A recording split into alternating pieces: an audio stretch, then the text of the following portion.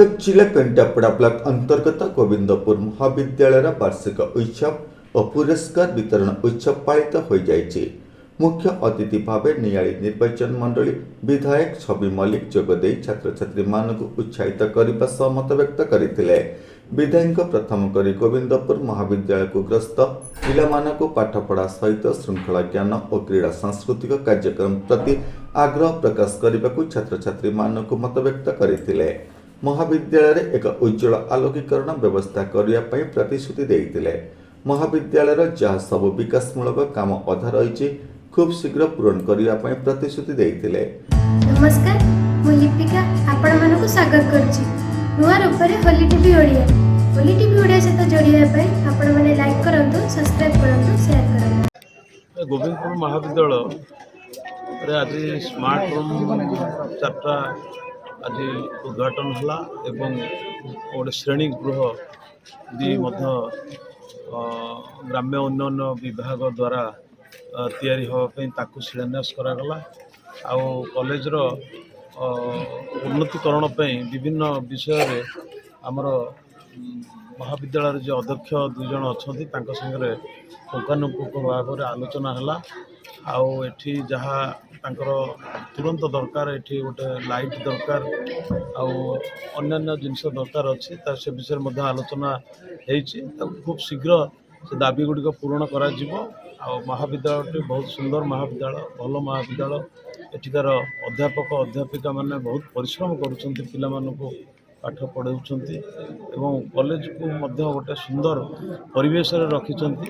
तो सेमानकु मो धन्यवाद दउची। आज ये जो पिला मानकर जो हॉस्टेलटी अच्छी मु देखिली झील मानकर से हॉस्टेल हॉस्टेल किसी काम रही शीघ्र करा गोविंदपुर कॉलेज 1990 मसीह होती। तेणु या भितर सी बहुत बाधा विघ्न देकी आसी पूर्वर जो मैंने महाविद्यालय करिछंती सेमानकु अशेष धन्यवाद दउछु। आम निर्वाचन मंडली जनसाधारण सब से मन रखिए। से 90 मसीहा बेले एभली गोटे महाविद्यालय विषय चिंता करवा ये सहज कथा नुह।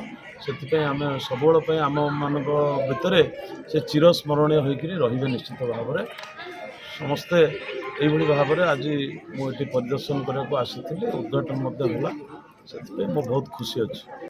सभारे गोविंदपुर महाविद्यालय पीजी काउंसिल चेयरमैन डॉक्टर गगन बेउरा, अध्यक्ष कैलाश चंद्र दास एवं गोविंदपुर उच्च माध्यमिक विद्यालय अध्यक्ष अमीय कुमार साहू जोगदे छात्र छात्री मानक मत व्यक्त करते। आज आम 2 महाविद्यालय स्मार्ट क्लासरूम एवं उन्नत विज्ञान परीक्षागार शुभ उद्घाटन माननीय विधायक श्रीजुक्त छवि मल्लिक द्वारा उद्घाटित होती। एसहित वार्षिक पुरस्कार वितरण उत्सव आज अनुष्ठित होता।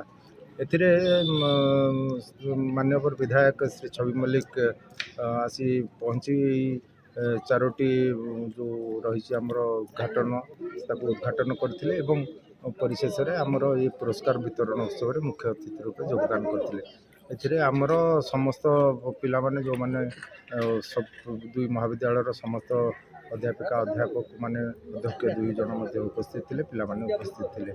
आज सी ये महाविद्यालय को तांकर प्रथम परिदर्शन थिला बा अतिथि भाव में पदार्पण कर खुशी प्रकट करते। महाविद्यालय आंतरिकतार पिला मानकर व्यवहार अत्यंत सी खुशी है।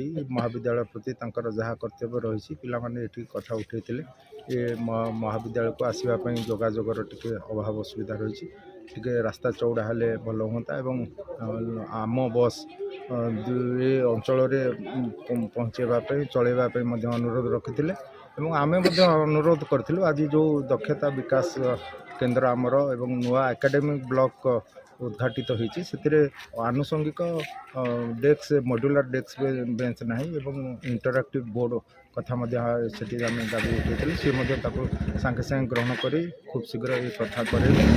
जो आज ये सभाटी अनुष्ठित होता आम प्रेक्षालय सी प्रेक्षालयर उन्नतीकरण निमंत्रण तरफ ये आउ गोटे उन्नत मानर प्रेक्षालय जमी ऑडिटोरियम हो पार से प्रति से आज कथा रखिले। एवं एठी जेहेतु छात्री निवास रोची ଏଠି ମଧ୍ୟ ଗୋଟେ ଉଜ୍ଜଳ ଆଲୋକ ବ୍ୟବସ୍ଥା ହାଇମ୍ୟାକ୍ସ ଲାଇଟ୍ର ଆଜି ସେ ବ୍ୟବସ୍ଥା କରି 15 ଦିନ ଭିତରେ ଲାଗିବ ବୋଲି ମଧ୍ୟ ସେ ପ୍ରତିଶ୍ରୁତି ଦେଲେ। ବିଧାୟକଙ୍କ ଦ୍ୱାରା ନୂତନ ସ୍ମାର୍ଟ ଶ୍ରେଣୀଗୃହ ଓ ନୂତନ ବିଜ୍ଞାନ ପ୍ରୟୋଗଶାଳାର ଶୁଭ ଉଦ୍ଘାଟନ କରାଯାଇଥିଲା। ମହାବିଦ୍ୟାଳୟର କୃତି ଛାତ୍ରଛାତ୍ରୀମାନଙ୍କୁ ବିଧାୟକଙ୍କ ଦ୍ୱାରା ସମ୍ବର୍ଦ୍ଧିତ କରାଯାଇଥିଲା। କଣ୍ଟାପଡ଼ାରୁ ସତ୍ୟଜିତ ପାତ୍ରଙ୍କ ରିପୋର୍ଟ, ପୋଲି ଟିଭି ଓଡ଼ିଆ।